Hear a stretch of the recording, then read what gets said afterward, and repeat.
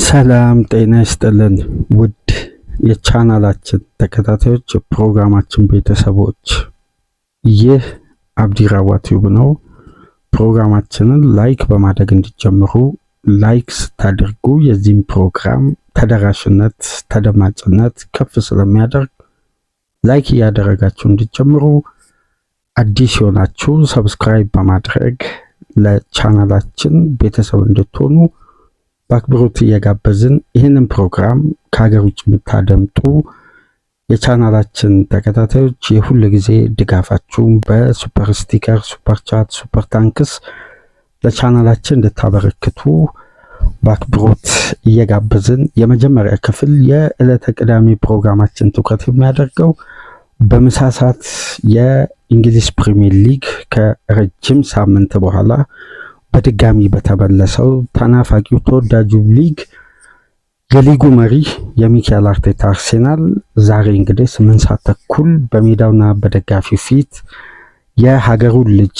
የመንደሩን አብሮ በጋራ ያደጉትን አንድ አካባቢ ያፈራቻቸው ሁለት ስፔናውያን ነው ዛሬ ምሳ ሰዓት ላይ የሚገናኙት። እንደምታውቁት አንዶኒ ያሮላ እና ሚኬል አርቴታ አንድ አካባቢ ነው ያደጉት።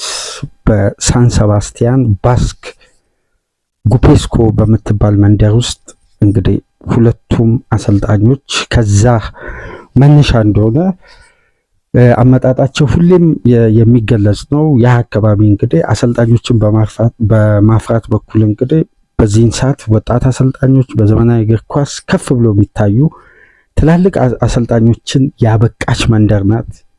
በባስክ የምትገኝ እነ ራዮላን፣ አርቴታን፣ ዛቪ አሎንሶን በተጨማሪ እነ ኡናይ ኤምሬን ጨምሮ በርካታ አሰልጣኞች ከዛ አካባቢ እንደተነሱ ይነገራል እና በተለይ የራዮላና ሚኬል አርቴታ አንድ ባች አንድ እድሜ አካባቢ የሚገኙ ሁለት ወጣት አሰልጣኝ በተለያየ ስታንዳርድ ላይ የሚገኙ አስደናቂ ተፎካካሪነትን ሲያሳዩን የቆዩ የፕሪሚየር ሊግ ሁለት ምርጥ ስፔናውያን አሰልጣኝ ናቸው። እንግዲህ ዛሬ ምሳ ሰዓት ላይ ለከባዱ ፍልሚያ ቀጠሮ የያዙት በኤሚሬትስ። ሚኬል አርቴታ ከጨዋታው በፊት ያነሳቸው አስደናቂ ነጥቦች አሉ። በዚህ ጨዋታ ዙሪያ እንግዲህ ሰፊ ነጥብ አንስተን በዚህ ፕሮግራም ምንወያይ ይሆናል። ይሄ ፕሮግራም እንደተጠናቀቀ ምሽት 1 ሰዓት ተኩል በአንፊልድ ከአስደንጋጩ ሽንፈት መልስ አርነ ስሎት ፉላምን ያስተናግዳሉ። ጠንካራውን የማርኮ ሲልቫ ፉላምን ያንን ጨዋታን በተመለከተ ቅድመ ጨዋታ ነጥቦች ላይ እንወያያለን።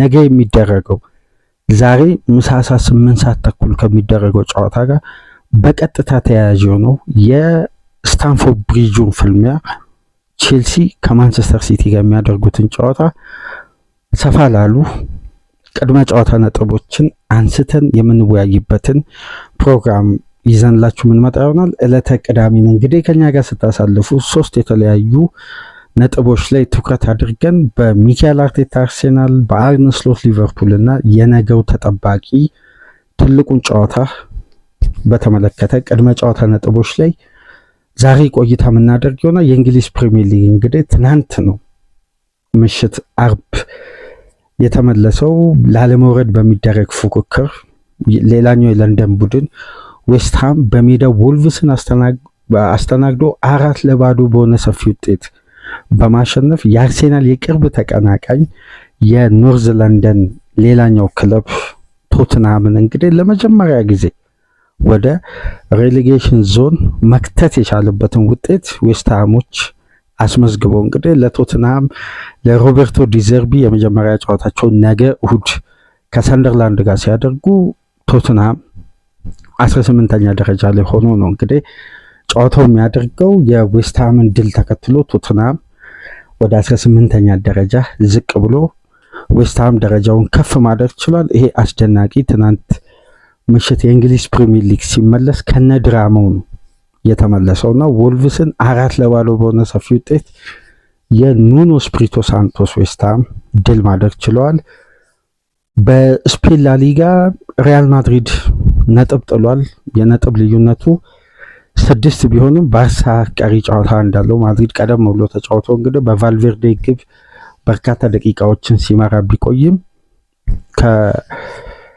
ቶማስ ላይማር የቀድሞ የአትሌቲኮ ማድሪድ ተጫዋች እንደምታውቁት በአርሴናል፣ በሊቨርፑል፣ በማንቸስተር ዩናይትድ በጥብቅ የሚፈለገው ፈረንሳዊው የዓለም ዋንጫ የ2018 አሸናፊ ስብስብ ውስጥ የነበረው ቶማስ ላይማር ለካታላን ሌላኛው ክለብ መፈረሙን ተከትሎ እንግዲህ ለጂሮና ብቸኛ ግብ አስቆጥሮ ጨዋታው 1-1 ተጠናቋል። ማድሪድ እንግዲህ ዘርፈ ብዙ ጥገናዊ ለውጥ እንደሚያስፈልገውም ያሳየ ሌላ ሳምንት ሆኗል። ለሶስት ተከታታይ ጨዋታ እንግዲህ ሎስ ብላንኮሶች ድል ማድረግ አልቻሉም። ፈታኝ ምሽት ነበር ለሪያል ማድሪድ። ሮማም በሜዳው ፔሳን 3-0 በማሸነፍ ደረጃውን ማሻሻል ችሏል። ማርሴይ ሜንዝን አስተናግዶ 3-1 ሲያሸንፍ፣ ፓሪስ እና ሞናኮ ባደረጉት ጨዋታ ፓሪስ ኤፍሲ ሞናኮን 4-1 ድል ማድረግ ችሏል። ይሄ የሊግ ጨዋታ ከትናንት ምሽት ጀምሮ የተደረገ ነው። ዛሬ ምሳ ሰዓት ይሄ ፕሮግራም ትኩረት የሚያደርገው የአርሴናልና የበርንማውዝ ጨዋታ ይደረጋል። 11 ሰዓት ላይ ብሬንፎርድ ከኤቨርተን፣ በተመሳሳይ ሰዓት በርንሌይ ከብራይተን፣ ምሽት 1 ሰዓት ተኩል ሊቨርፑል ከፉልሃም የሚያደርጉት ጨዋታ ይጠበቃል። በካታሎኒያን ደርቢ ባርሳ ምሽት 1 ሰዓት ተኩል ስፓኞልን በሜዳው የሚያስተናግድ ይሆናል። ሲቪያና አትሌቲኮ ማድሪድም ምሽት 4 ሰዓት የሚደረግ ጨዋታ ነው። ቦሩሲያ ዶርትመንድ ከባየር ሌቨርኩዘን፣ ፓውል እና ባየር ሙኒክ ምሽት የሚደረግ ተጠባቂ ጨዋታ ናቸው ዛሬ ከሚደረጉ ወሳኝ የሊግ ጨዋታዎች መካከል። እስቲ ወደ ለንደን እንመለስና የሚካኤል አርቴታ አርሴናል ከበርካታ ወቀሳ፣ ትችት፣ ተጽዕኖ የተላቀቁበትን ጣፋጭ ምሽት በካይ ሃቨርት ብቸኛ ግብ ሊዝበን ላይ ካሳለፉ በኋላ የበለጠ ሳይኮሎጂካል ጥንካሬ አዳብረው የሚመለሱበት ጨዋታ ነው።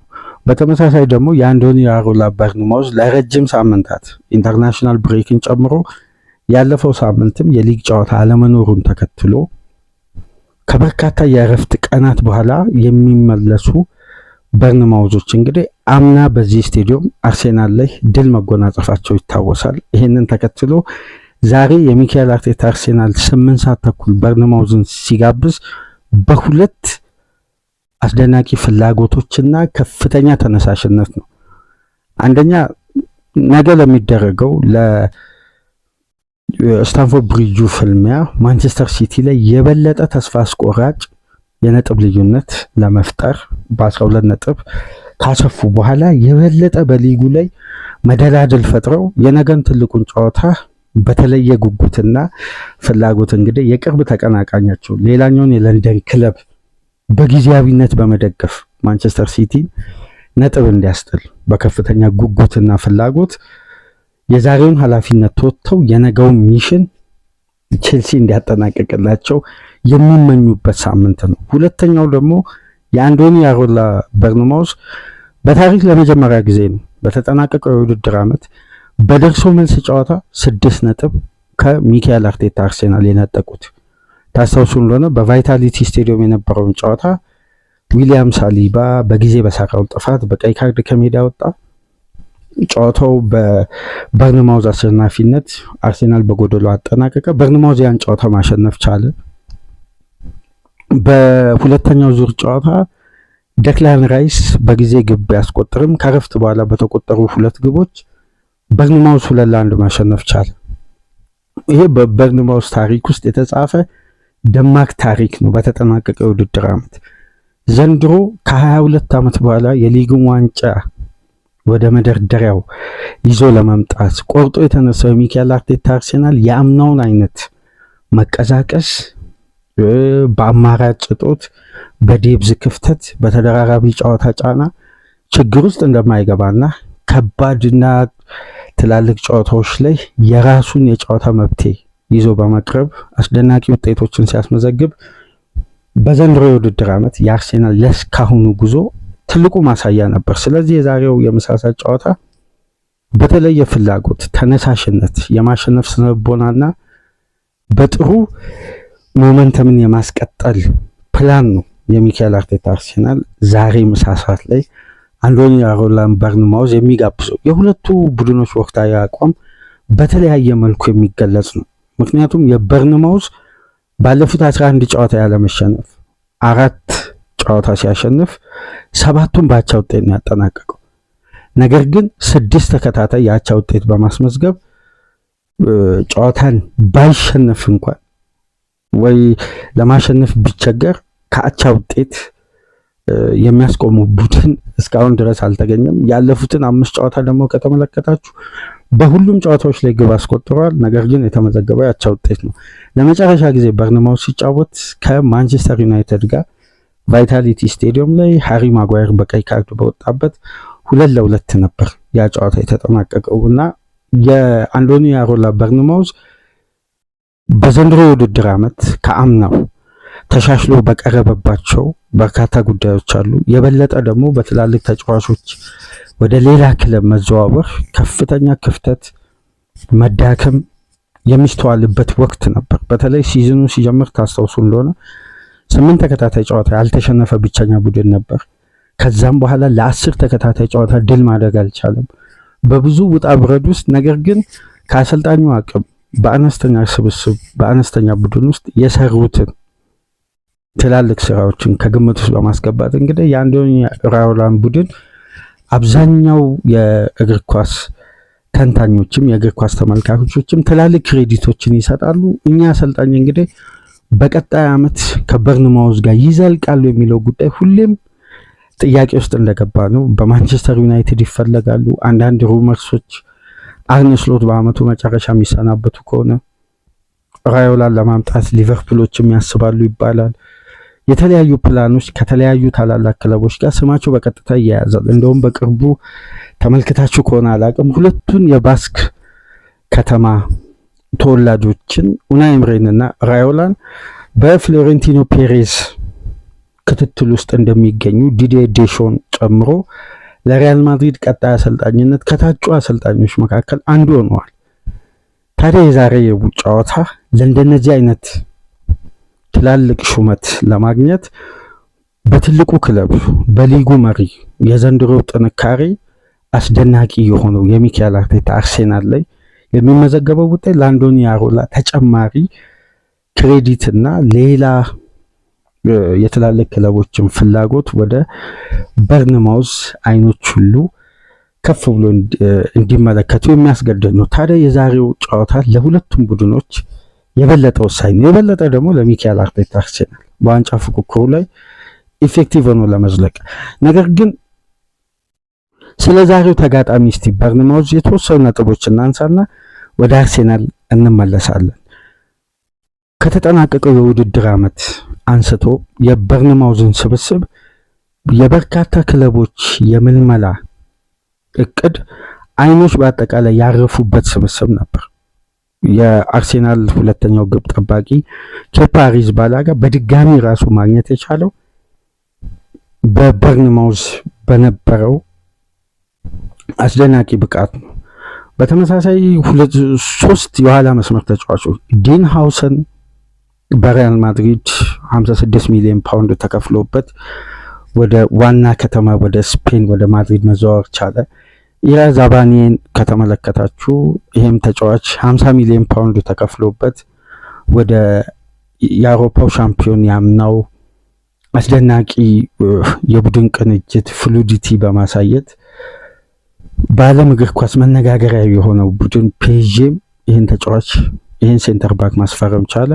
ሚሎስ ኬርኬዝን ሊቨርፑል የአንዲ ሮበርትሰን የረጅም ጊዜ ተተኪ ለማድረግ ወደ 44 ሚሊዮን ፓውንድ ገደማ ከፍለው ይህንንም ተጫዋች ከኋላ መስመር ብቻ 3 ተጫዋቾችን ኬፓን ከጨመርን የቋሚነት ውል ሰፍሮበት ነገር ግን በተሻለ ቡድን መፈለጉን ተከትሎ በበርንማውዝ ከመቆየት ይልቅ ወደ አርሴናል መጥቶ የሁለተኛ ግብ ጠባቂነት ቦታን ይዞ ለመጫወት ፈቃደኛ መሆኑን ተከትሎ እንግዲህ የውሰቱ ውል ሲጠናቀቅ በቀጥታ ወደ ሚኬል አርቴታ አርሴናል ነበር የተዘዋወረውና ከፊት መስመር በኩል እነ ዳንጎ ዋታራን፣ አንቷን ሴሜንዮንም በርንማውዝ እንደ ቡድን አጥቷል። ነገር ግን ከተመለከታችሁ የበርንማውዝ ተጫዋቾች ወደ ሌሎች ክለቦች ከተዘዋወሩ በኋላ የየራሳቸውን ተጽዕኖ በየቡድኑ እየፈጠሩ ነው። በርንማውዝ ግን እንደ ቡድን ከያዘው የጨዋታ መስመርም ስታይልም አንድም መንገድ ሳይስት ባሉ ተጫዋቾች ተቀናጅቶ ተዋህዶ የባላንስ እጥረት፣ የውጤት ማጣት፣ የተለያዩ ክፍተቶች ቢስተዋሉም ግን በርንማውዝ እንደ ቡድን አሁንም ትላልቅ ክለቦችን መፈተኑን ቀጥሎበታል። በዛ ሀዲድ ውስጥ ነው የሚገኘው። ይሄ ቡድን ደግሞ ከተደራራቢ ጨዋታ ጫና ነፃ ሆኖ ሲመጣ ሁሌም የምታስተውሉ ከሆነ በፕሪሚየር ሊግ በተደጋጋሚ አንድ ስታት ከበርንማውዝ ጋር ይነሳል። ከኢንተርናሽናል ብሬክ በኋላ በነበሩ ጨዋታዎች ከቶፕ 6 ጋር ያደረጉትን ጨዋታዎች አንድም ጨዋታ ተሸንፈው አያውቁም። አንዶኒ አሮላ ካላቸው ሪከርድ አንጻር አምናም በዚህም ወቅት በተመሳሳይ ሰዓት ነበር ኤሚሬትስ ላይ ሁለቱ ቡድኖች መገናኘት የቻሉት። ታዲያ የሚካኤል አርቴታ አርሴናል ዛሬ የሚጠብቀው ፈተና ቀላል የሚባል አይደለም። ከአሰልጣኙ የታክቲክ ብልሃት የሚቀርብበት ፈተና እንጂ በኳሊቲ የሚካኤል አርቴታ አርሴናል በረጅም ርቀት መሻል ብቻ ሳይሆን በክላስ የተቀናጀ ነው ከበርንማውዝ አኳያ። ስለዚህ የዛሬ ምሳሳ ጨዋታ ለአርቴታ በቀላሉ የሚሻገረው ወይም ቀላል ፈተና አይደለም ምሳሳት የሚጠብቀው።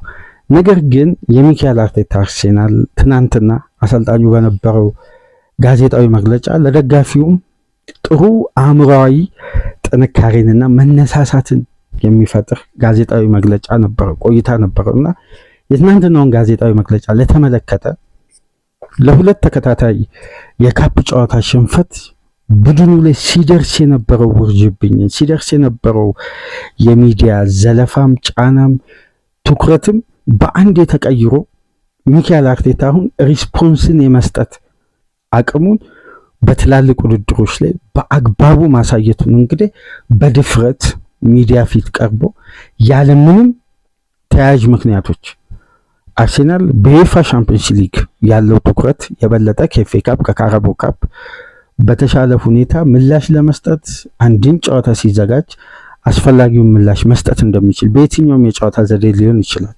ዋንጫ እንደሚፈልግ ቡድን ከዛ ጨዋታ የሚፈለገውን 3 ነጥብ ለማግኘት የሚከፍለው መስዋዕትነትና የጨዋታ ስትራቴጂ የአሰልጣኙንም ብስለት በደንብ የተመለከትንበት ነበር ያለፈው የሊዝበን ጨዋታ። ይህንንም ነው እንግዲህ አርቴታ በጋዜጣዊ መግለጫ ወቅት በፈገግታ የተሞላ ከአንድ የቡድኑ ደጋፊዎች ከአሰልጣኙ ፊት ማየት የሚፈልጉት ስፕሪትን በአግባቡ ያየበት እንዲሁም ደጋፊዎችን በተመሳሳይ ጥሪ ያደረገበት መንገድ ምናልባት ከተመለከታችሁ ፕሬስ ኮንፈረንሱ አዝናኝም ነበር። የአርቴታ የተወሰኑ ቀልዶችም ነበሩት እና በተለይ ደጋፊዎችን ጥሪ ከቻላችሁ ቁርሳችሁንም ቢሆን ኤሚሬትስ አምጥታችሁ ተመግባችሁ ከኛ ጎን እንድትሆኑ አብዛኛውን የደጋፊውን ህብረት ስፕሪትን የፈለገበት ሳምንት ነው።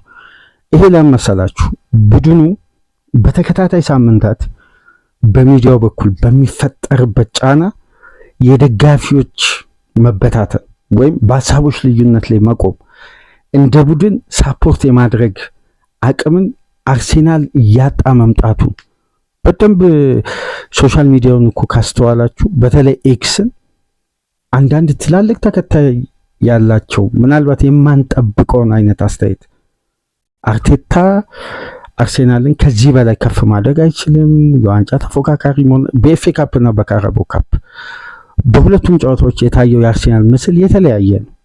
የካራቦ ካፑ የፔፕ ጋርዲዮላ ታክቲካል የበላይነት መውሰድ አርሴናልን በበቂ ሁኔታ የመረዳትና ያለውን ኳሊቲና ስታንዳርድ ያለውን ኤክስፒሪየንስ አማጦ መጠቀም ፔፕ እንዴት እንደሚችልበት ለአንድ ጨዋታ የታየበት ነው። በኤፍኤ ካፑ ጨዋታ ደግሞ የጥቃቅን ኢንዲቪዥዋል ስህተቶች አሁን አርሴናል በዚህን ሰዓት አጥብቆ ማስወገድ ያለበት ዋነኛ ጉዳይ የግል የተጫዋቾች ስህተት እንደ ቡድን ሳይሆን ታክቲካሊ አርቴታ ከማንቸስተር ሲቲ ጋር ብልጫ ተወሰደበት አይደግምም። ያንን ስህተት በጭራሽ አይደግምም። በአዲስ ሲስተም ካልተፈተነ በቀር የአርቴታ ቡድን አንድ ሲስተም ላይ በተጋጣሚ ብልጫ ከተወሰደበት በቀጣይ ጨዋታ ያንን ስህተት አርሞ በመምጣቱ ነው በሊግ ፉክክር ላይ ከሳምንት ሳምንት ፕሮግረስ በሚያደርግ ቡድን በሊጉ አናት ላይ መቀመጥ የቻለው። ስለዚህ የዛሬው ጨዋታ ለአርቴታ ካለፉት ጨዋታዎች ስህተት ድክመት መነሻ በመሆን የሚደረግ አይደለም። አዲስ የጨዋታ ሲስተምና ፈታኝ አዳፕት ለማድረግ የሚፈትን የጨዋታ ሲስተም ሜዳ ውስጥ ሊኖር ይችላል። ያንን ምላሽ ለመስጠት ደግሞ በበቂ ኃይል ከደጋፊው ጋር ሆኖ በስፕሪት የማሸነፍን ፍላጎት ነው እንግዲህ በጋዜጣዊ መግለጫ አንጸባረቀው። ይህንን ተከትሎ እንግዲህ ደጋፊዎችን በጊዜ መታችሁ ምሳችሁንም ቁርሳችሁንም ቢሆን ስቴዲየም መታችሁ ከኛ ጋር ታድማችሁ እኛን እንድትደግፉ የሚል ጠንካራ ጥሪ። ይሄ ህብረትን የጋራ ስሜትን ምክንያቱም ትላልቅ የኤክስ ቻናሎች በዛ ደረጃ አርቴታን በሁለት የካፕ ውድድር ቢያንስ ትልቅ አድቫንቴጅ ሃንድል ማድረግ በራሱ የመወሰን 100% ፓወርን የያዘበትን የሊጉን ፉክክር እንኳን ከግምቱ ሳያስገቡ በካፕ ጨዋታ ኔክስት ሲዝን አርቴታ አይባረር በሚል በአንድ ዲቤት አስነስተው ነበር። እነዛን ሁሉ ጉዳዮች የቀየረ በወቅቱ ስናነሳ ነበር። የሊዝበኑ ድል ለአርሴናል ለዘንድሮ የውድድር ዓመት የዋንጫ ፉክክር ድልድይ የሆነ ትልቅ ድል ነው። የካይ ሃቨርት የመጨረሻ ደቂቃ ግብ በሳይኮሎጂ ደረጃ ራሱ ከአሸናፊነት ርቆ አንድ ቡድን ድልን ሲያጣጥም ያውም የተገኘው የድል አይነት ደግሞ በመጨረሻ ደቂቃ የተቆጠረ ግብ ሲሆን ስፕሪቱ ባንዴ ነው ከፍ ብሎ ሚስተዋለውና የዛሬው ጨዋታ ለሚካኤል አርቴታ ከብዙ ውጣ ውረድ ከብዙ የሜዳ ውስጥ የታክቲክ የተጫዋች አማራጭ የጉዳት እንደውም አንድ የአትሌቲክ ዘገባ ላይ ስመለከት ሚኒ ክራይስ ይላል በሁለት የካፕ ጨዋታ ከሚኒ ክራይስ የሊዝበኑ ጨዋታ በማሸነፍ ያገገመው የሚካኤል አርቴታ አርሴናል ሞመንተሙን ሺፍት አድርጎ ወደ አሸናፊነት ስፕሪት ለመምጣት ከፊት ለፊቱ በርንማውዝ የሊዝበን የመልስ ጨዋታና ሲቲ በተከታታይ ጨዋታ ተቀምጠዋል። እንዴት ይህንን ስፕሪት ያስቀጥላል የሚለው በቀጣይ ጨዋታ ምላሽ ያገኛል ይላል አርች ዲሮች። ምናልባት የምታውቁት ከሆነ የአርሴናል የአትሌቲክስ ዘጋቢ ነው። ስለዚህ የዛሬው ጨዋታ ይህን ስፕሪት ይህን ሞመንተም አርሴናል በሊዝበን ያገኘውን ስንቅ የበለጠ በረጅም ርቀት ለመጓዝ የሚያስቀጥልበት ትልቅ የኤሚሬትስ የመሳሳት ፍልሚያ ነው። ምንም እንኳን ኢርሊ ኪኮፍ ዩኤፋ ቻምፒየንስ ሊግ ማክሰኞም ይሁን ሮብም ይሁን ተጫውቶ ለመጣ ቡድን የሚፈለግ ባይሆንም ይህንን ተናግሯል አርቴታ በጋዜጣዊ መግለጫ ወቅት። ኢርሊ ኪኮፍ ሁሌም ጫና አለው አለ። ሁል ጊዜ ግን ጫናውን እኛ የምንወጣበት የደጋፊ ህብረትም አለ። ደጋፊዎችን እንግዲህ ጥሪ ያደረገው ከዚህ ጥያቄ መነሻ በማድረግ ነው። በጊዜ የሚደረጉ ጨዋታዎች በብዛት ክለቦች ሪከቨር ለማድረግ የሚጠቀሙትን ሰዓትና ለጨዋታ ሰዓት ሲደርስ የሚዘጋጁበትን ጊዜ ስለሚሻማ ኤርሊ ኪኮፍን አብዛኛው ቡድን አይደግፈው። በተለይ ዩኤፋ ሻምፒየንስ ሊግ ውድድር ላይ ያሉ ቡድኖች የቶፕ 6 ክለቦች በአብዛኛው የሚመርጡት ሰዓት አይደለም። ነገር ግን የዚህ የቴሌቪዥን ሽያጭ ባለመብቶች እንግዲህ በመላው ዓለም ክለቡን በቲቪ ሽያጭ ደረጃ ከፍተኛ ገቢ ያስገባል ብለው ያሰቡትን ሰዓት መርጠው የሚለቁ ስርጭት ስለሆነ ክለቦች በዛ ደቂቃ የመጫወት ግዴታ ነው ያለባቸው። ተቃውሞ ያሰማሉ፣ እርምት ሽግሽግ ይደረጋል። ግን የዛን ያክል ከፍተኛ ልዩነት ሲደረግ አንመለከትም። የሪከቨሪ ሰዓትን ስለሚያሳጥር ግን አይመርጡትም በምሳ ሰዓት መጫወትን። ስለዚህ ዛሬ የሚደረገው ጨዋታ ለአርቴታ ከ3 ነጥብ ውጪ ሌላ መመዘኛ የሚቀርብበት አይደለም። ድልና ድልን ብቻ ታሳቢ ያደረገ ጠንካራ ፉክክር ይጠብቀዋል። ቀላል የሚባል ፉክክር አይደለም። በርንማውዝ ከቶፕ 6 ክለብ ጋር የሚያደርገውን ጨዋታ ከሌሎች ክለቦች ጋር ቢያደርግ በሊጉ በእርግጠኝነት ነው ምላችሁ በየአመቱ የዩኤፋ ዩሮፓ ሊግ የኮንፈረንስ ሊግ ተሳታፊ ነው የሚሆነው። ራዮላ ክሬዲት የሚያገኙት ወይም ራዮላ የበለጠ በትላልቅ ክለቦች ተፈላጊ ከሆኑባቸው ምክንያቶች መካከል ከትላልቅ ክለቦች ጋር የሚያሳዩት ፐርፎርማንስ ነው፣ የሚያሳዩት የሜዳ ውስጥ እንቅስቃሴና በታክቲክ በኩል የሚያደርጉት የሜዳ ውስጥ ተለዋዋጭ ባህሪ። አንዳንዴ ያልተጠበቀ ቡድኑ ከቆሙ ኳሶች በርካታ ግብ ይቆጠርበታል። ነገር ግን በተቃራኒው ከቆሙ ኳሶች ዴድቦልን አጠቃቀም በዘንድሮ የውድድር ዓመት አነጋጋሪ ነበር። ለምሳሌ የራዮላ በርንማውዝ ረጃጅም የእጅ ኳሶችን በመጠቀም ካምና ጀምሮ እና አንቷን ሴሜኒዮ በሚወረውሩት ኳስ እድሎችን ሲፈጥሩ እንመለከታለን እና የዛሬው ጨዋታ ለአርቴታ ሲሪየስ ሆኖ የሚታወቅበትን ኳሊቲና የተመጠነ ባላንሱን የጠበቀ የቡድን ስትራክቸር ከተለያዩ አማራጮችና ታክቲኮች ጋር ተዋህዶ የሚያደርገው ጨዋታ ነው። ነገር ግን ከዚህ ጨዋታ በፊት ከተሰሙ ፖዚቲቭ የቡድን መረጃዎች መካከል አርቴታ እንግዲህ ለረጅም ጊዜ ከሜዳ የሚርቅ ተጫዋች ከሜሬኖ ውጪ የሉንም ብሏል። ነገር ግን ለዛሬው ጨዋታ አርቴታ ያረጋገጠው ወደ ሜዳ እንደሚመለስ ኦፊሻሊ ኮንፈርም ያደረገው ብቸኛ ተጫዋች ኤቤሪቺ ኤዜ ነው። ነገር ግን ከሚካኤል አርቴታ ጋዜጣዊ መግለጫ በኋላ በነበረው የመጨረሻ ትሬኒንግ ለምሳሌ እነ ፒሮ ሂንካፔ በድጋሚ ትሬኒንግ ላይ ታይተዋል። የተለያዩ ተጫዋቾች ለዛሬ ጨዋታ ረጅም ጊዜ አብሰንት የለም፣ የመጨረሻ ትሬኒንግ ማየት አለብን እንዳለው በርካታ ተጫዋቾች ያለፈውን የሊዝበንን ጨዋታ የሚያመልጣቸው ለዛሬ ጨዋታ ወደ ሜዳ የሚመለሱ ተጫዋቾች አሉ። እነዚህ ጉዳዮች የበለጠ ለአርቴታ አማራጭን ያሰፋል። በተለያዩ የጨዋታ ስታይሎች ጨዋታን ለማሸነፍ የሚደረግ ጥረት አርሴናል ዛሬ በቂ ቱል ይዞ ኤሚሬትስ ላይ ቼሪሶችን ይጋብዛል። በየትኛውም የጨዋታ ስታይል ግን የአርቴታ ቡድን የዛሬን ጨዋታ 3 ነጥብን ታሳቢ አድርጎ 12 ነጥብን ታርጌት ባደረገ የጨዋታ ስትራክቸር ነው ሜዳ ውስጥ እንቅስቃሴ የሚያደርገው። እንደምታውቁት ዴክላን ራይስ ከበርንማውዝ ጋር ያለፈው ግንኙነቶች ሁሉ አስደናቂ ሪከርድ አለው። ራይስ 5 ግብ 3 አሲስት። በዘንድሮ የውድድር ዓመት እንኳን የራይስ ግቦች እንዴት ነበሩ? ቫይታሊቲ ስቴዲየም ላይ ወሳኝ የነበሩት ከጋብሪኤል ማጋሌሽ ስህተት እንዴት ነበር አርሴናል በራሱ በጋብሪኤል ግብ ቶሎ የውጤት ባላንስን አመጣ። ከረፍት በኋላ የራይስ አስደናቂ ግቦች ቡድኑን 3 ነጥብ እንዲያገኝ የረዳ አከታትሎ ያስቆጠራቸው ግቦች ኢፌክቲቭ ነበሩ በጨዋታው የምታስታውሱ ከሆነ። ነገር ግን የዛሬው ጨዋታ ላይ አንድ የታክቲክ ጉዳይ እናንሳ። አርሴናል በዚህ ጨዋታ ካለፉት ጨዋታዎች የበለጠ አሳድጎ አብላልቶ ከፍ አድርጎ ከነበሩ ጉለቶች ውስጥ ያልተስተዋለ ነገር ግን በእንደነዚህ አይነት ተጋጣሚዎች የሚያስፈልገው ትልቁ ቱል የላይን ብሬኪንግ ፓስ ሲኩዌንስ ነው። በመስመሮች መሃል የሚደረጉ ሰንጣቂ ኳሶች ለአርሴናል የማሸነፊያ መንገድ ትልቁ አቅም ይሆናል በዛሬ ምሳሳ ጨዋታ።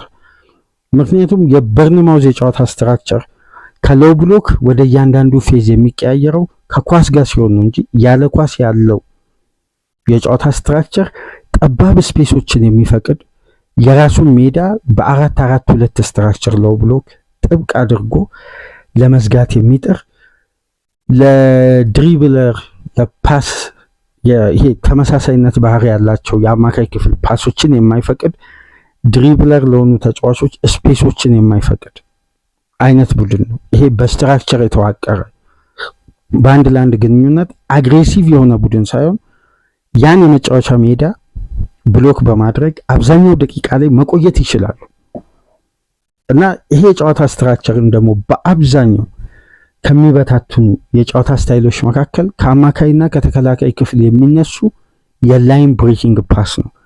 በአርሴናል በኩል ደግሞ በላይን ብሬኪንግ ፓስ በጣም ውጤታማ የሆኑ ተጫዋቾች አንደኛና ሁለተኛ ላይ የተቀመጡት፣ አንደኛ ደረጃ ማርቲን ኦዲጋርድ፣ ሁለተኛ ላይ ማርቲን ዙቢመንዲ፣ ሶስተኛ ላይ የተቀመጠው ክርስቲያን ሞስኬራ ነው ባገኘው ደቂቃ በሁሉም ውድድሮች።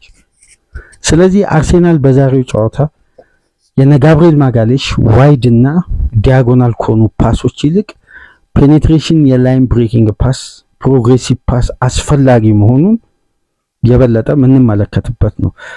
አርሴናል የበለጠ በፕሮግሬሲቭ ፓስ ሲኩዌንስ ለማግባት የሚጠር ከሆነ ላይን ብሬኪንግ ፓስ የበለጠ አስፈላጊ የሚሆንበት ጨዋታ ነው። ይሄን የበርንማውዝ ስትራክቸርን በተለያየ የጨዋታ አማራጭ ወይም አርሴናል ከሰሞኑ የምንመለከተው የቡድን ባህሪ ፕሮሰስ የሚያደርገው ቁጥር ከፍ ብሎ ኢፌክቲቭ የሆኑ ሙከራዎች ሲያንሱ ቡድኑ የተቸገረ የሚመስል የጨዋታ እንቅስቃሴ ያደረገ ነው የሚመስለውና ውጥረት ውስጥ ጫና ውስጥ ያለ ነው የሚመስለው።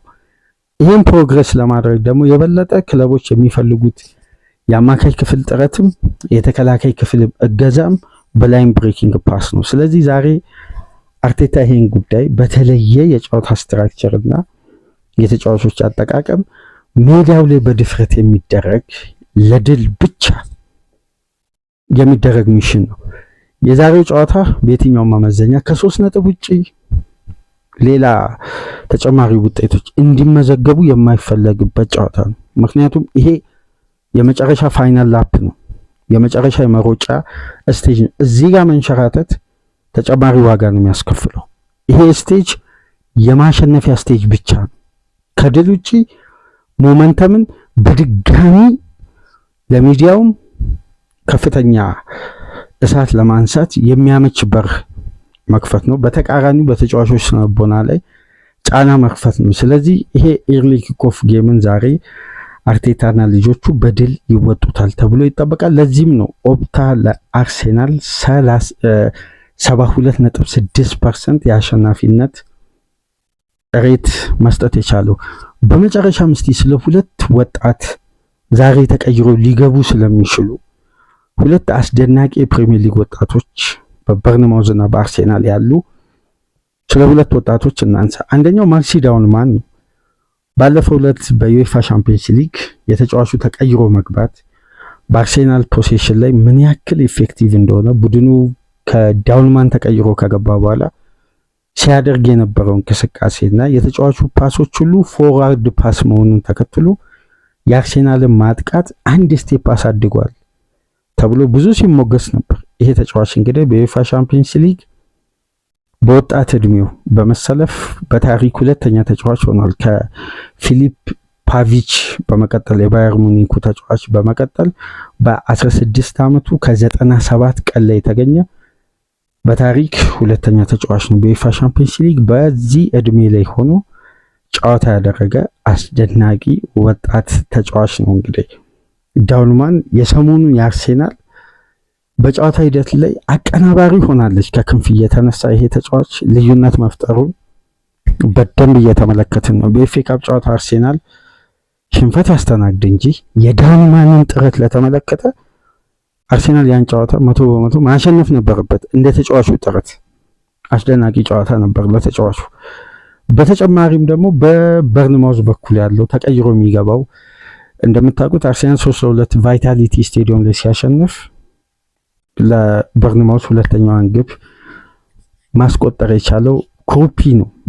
ይሄ ተጫዋች እንደምታውቁት በፕሪሚየር ሊግ በቲኔጀር እድሜ ላይ የሚገኙ ተጫዋቾች 10 እና ከዛ በላይ ግብ ላይ ተሳትፎ በማድረግ በፕሪሚየር ሊጉ ታሪክ እንደምታውቁት ሮቢ ኪን ነበር የቀድሞ የቶትናም ተጫዋች በኮቬንትሪ ሲቲ ያለ 12 ግብ በማስቆጠር። ከሱ በመቀጠል ሮቢ ፎለር 12 ግብ በሊቨርፑል ማሊያ ያለ፣ እንዲሁም የኪፒያሩ ኬቨን ጋለን ነበር 11 ግብ በማስቆጠር ይሄን ሪከርድ መያዝ የቻሉት። ጁኒየር ክሩፒ እንግዲህ 9 ግብ አስቆጥሯል በዘንድሮ የውድድር ዓመት። ይሄ ተጫዋች 26 ጨዋታ አድርጓል። ነገር ግን ቋሚ ሆኖ መጀመር የቻለው 12 ነው። 26 ጨዋታ ከቤንች ላይ ተነስቶ እየተጫወተ ነው እንግዲህ 9 ግብ ማስቆጠር የቻለው። ዛሬም እንግዲህ እንደ ማክሲ ዳውንማን ይሄ የ17 ዓመት ተጫዋች ከቤንች ላይ ተነስቶ ወደ ሜዳ የሚገባ ይሆናል። ሁለቱ ወጣት ተጫዋቾች የዚህ ጨዋታ ልዩነት ፈጣሪ ሊሆኑም ይችላሉ። ለማንኛውም የምሳ ሰዓቱን ጨዋታ ተመልክተን እሁድ በሚኖረን ድረ ጨዋታ ነጥብ ላይ ተወያይተን ውጤቱን ይዘን ወደ እናንተ የምንመጣ ነው የሚሆነው። ከተመቻችሁ ፕሮግራማችንን ላይክ አድርጉ። አዲስ ከሆናችሁ ሳብስክራይብ። ይህንን ፕሮግራም ከሀገር ውጭ የምታደምጡ በሱፐር ስቲከር፣ በሱፐር ቻት፣ በሱፐር ታንክስ ድጋፍ አድርጉ። የምሽቱን የአንፊልዱን ፍልሚያ በተመለከተ ቅድመ ጨዋታ ነጥቦች ላይ ተወያይተን ወደ እናንተ ይዘን የምንመጣ ይሆናል። ሳትርቁ ጠብቁን። ሰላም ቆዩ።